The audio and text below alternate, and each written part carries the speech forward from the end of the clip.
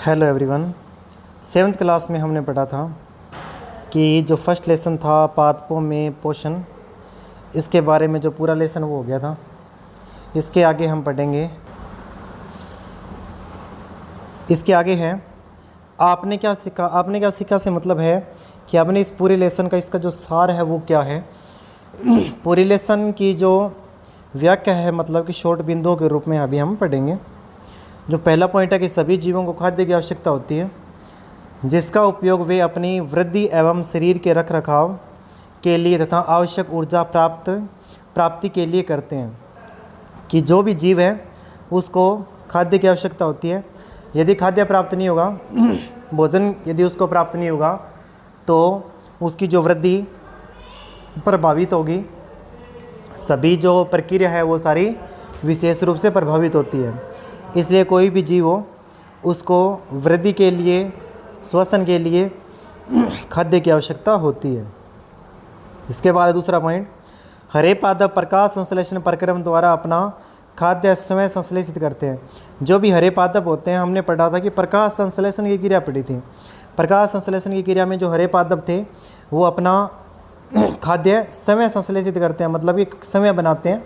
तो वो हरे पादपों द्वारा, हरे पादप किसकी उपस्थिति में, हरे पादपों की पत्तियों में होता है क्लोरोफिल। क्लोरोफिल एक तो प्राप्त करेंगे।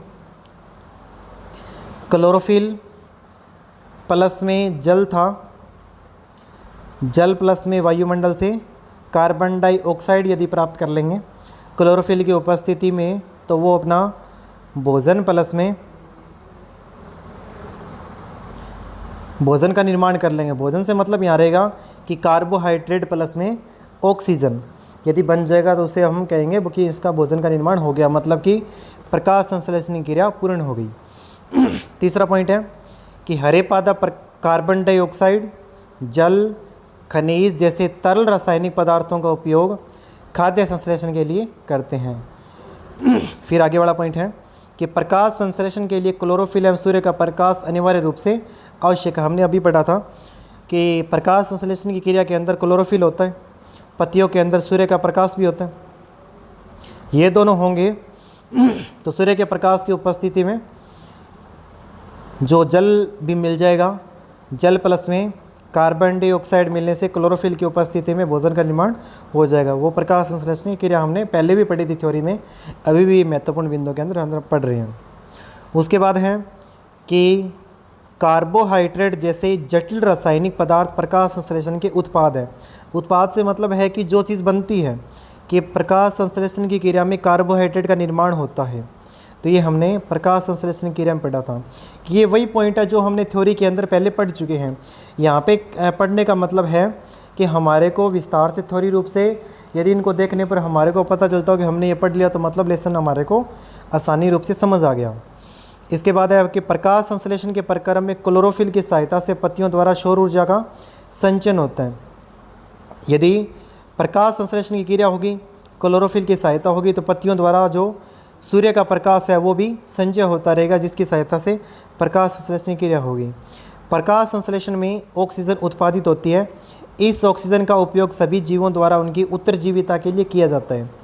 कवक अपना पोषण मृत एवं अपघटित जैव पदार्थों से प्राप्त करते हैं, वे मृतजीवी कहलाते हैं। जो जीव सड़े गले पदार्थों से अपना भोजन प्राप्त करते हैं वो क्या कहलाते हैं, मृतजीवी कहलाते हैं। और जो सड़े गले पदार्थ होते हैं उनको क्या बोलते हैं, मृतजीवी पोषण बोलते हैं। तो जो अमरबेल है वो एक परजीवी है, और वे परपोषी पादप से अपना भोजन प्राप्त करते हैं। कौन, परजीवी जो होते हैं। परजीवी से मतलब जो दूसरे पे आश्रित रहने वाले हैं। जो अमरबेल है दूसरे पौधे पर आश्रित रहती है और दूसरे से अपना भोजन प्राप्त करती है। इसका लास्ट पॉइंट है कि कुछ पादप एवं अन्य सभी जीव अपने पोषण हेतु दूसरे जीवों पर निर्भर होते हैं, अतः ये विषमपोषी कहलाते हैं। विषमपोषी किसे कहेंगे, जो जीव दूसरे जीवों पर आश्रित रहते हैं वो क्या कहलाते हैं, विषमपोषी कहलाते हैं। इसी के साथ जो आपने क्या सीखा कि जो महत्वपूर्ण पॉइंट थे वो इसी के साथ कंप्लीट होते। इसके आगे हम क्वेश्चन करेंगे। लेसन का फर्स्ट क्वेश्चन है कि जीवों को खाद्य की आवश्यकता क्यों होती है, कि जो भी जीव होता है उसको खाद्य की आवश्यकता क्यों पड़ती है। तो पहली बात तो है कि काम करने के लिए ऊर्जा की आवश्यकता होती है। कोई भी जीव है उसको काम करने की ऊर्जा की आवश्यकता होगी। शरीर निर्माण के लिए, शरीर की टूट फूट की मरम्मत के लिए, कोशिकाओं को नियमित ऊर्जा प्रदान करने के लिए जीवों को खाद्य की आवश्यकता होती है। तो ये पॉइंट इसके अंदर लिखने हैं। दूसरा है कि परजीवी एवं मृत जीवी में अंतर स्पष्ट कीजिए। तो परजीवी से मतलब है जो जीव दूसरे पर आश्रित है तो परजीवी कहलाता है, कि वे अपना भोजन अन्य जीवों से प्राप्त करते हैं। परजीवी सामान्यतः परपोषी के शरीर के ऊपर या भीतर रहते हैं। और मृत जीवी कौन से होते हैं, कि मृत जीवी अपना भोजन जीवों के मृत और सड़े गले जैविक पदार्थों से प्राप्त करते हैं। मृत जीवी मृत और सड़े गले पदार्थों के ऊपर रहते हैं। ये हो गए मृत जीवी, कि जो सड़े गले पदार्थों से भोजन प्राप्त करते हैं वो मृत जीवी होते हैं। परजीवी जो अपना भोजन समय नहीं बना के दूसरे जीवों से भोजन प्राप्त करते हैं वो परजीवी कहलाते हैं। आगे वाला क्वेश्चन है, आप पत्ती में मंड स्टार्च जिसको बोलते हैं कि उपस्थिति का परीक्षण कैसे करेंगे। कि स्टार्च का परीक्षण करने के लिए आप क्या करेंगे, पत्तियों पर आयोडीन विलयन की बूंदें गिराकर हम स्टार्च की उपस्थिति का परीक्षण कर सकते हैं। जब आयोडीन विलयन के संपर्क में आता है तो एक गहरा नीला रंग हो जाता है। कि मतलब कि जब यदि स्टार्च का परीक्षण करना है तो आयोडीन की कुछ बूंदें डालेंगे, आयोडीन विलयन की कुछ बूंदें डालने से उसका जो रंग है कैसा हो जाएगा, गहरा नीले रंग का हो जाएगा पत्ती का।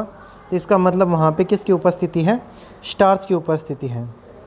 फोर्थ क्वेश्चन है कि हरे पादपों में खाद्य संश्लेषण प्रक्रम का संक्षिप्त विवरण कीजिए। कि पादपों में खाद्य संश्लेषण प्रकाश संश्लेषण की क्रिया द्वारा होता है। कि जो खाद्य का संश्लेषण है मतलब ये जो खाद्य सामग्री है, भोजन का निर्माण है, प्रकाश संश्लेषण की क्रिया में हमने पढ़ा था कि प्रकाश संश्लेषण की क्रिया में भोजन का निर्माण होता है। दूसरा पॉइंट है कि प्रकाश संश्लेषण के दौरान पत्ती की क्लोरोफिल युक्त कोशिकाएं सूर्य के प्रकाश की उपस्थिति में कार्बन डाइऑक्साइड एवं जल से कार्बोहाइड्रेट का संश्लेषण करती है। ये हमने जो प्रक्रिया है प्रकाश संश्लेषण की अंदर पढ़ ली थी। तो वही बातें मेन रूप से प्रकाश संश्लेषण की जो प्रक्रिया वो आपको ध्यान में रखनी है। उससे क्वेश्चन किस प्रकार भी पूछा जा सकता है। ये 4 क्वेश्चन आप ध्यान में रखोगे, इन 4 क्वेश्चन को अपनी नोटबुक में करोगे। ओके, आज के लिए इतना ही।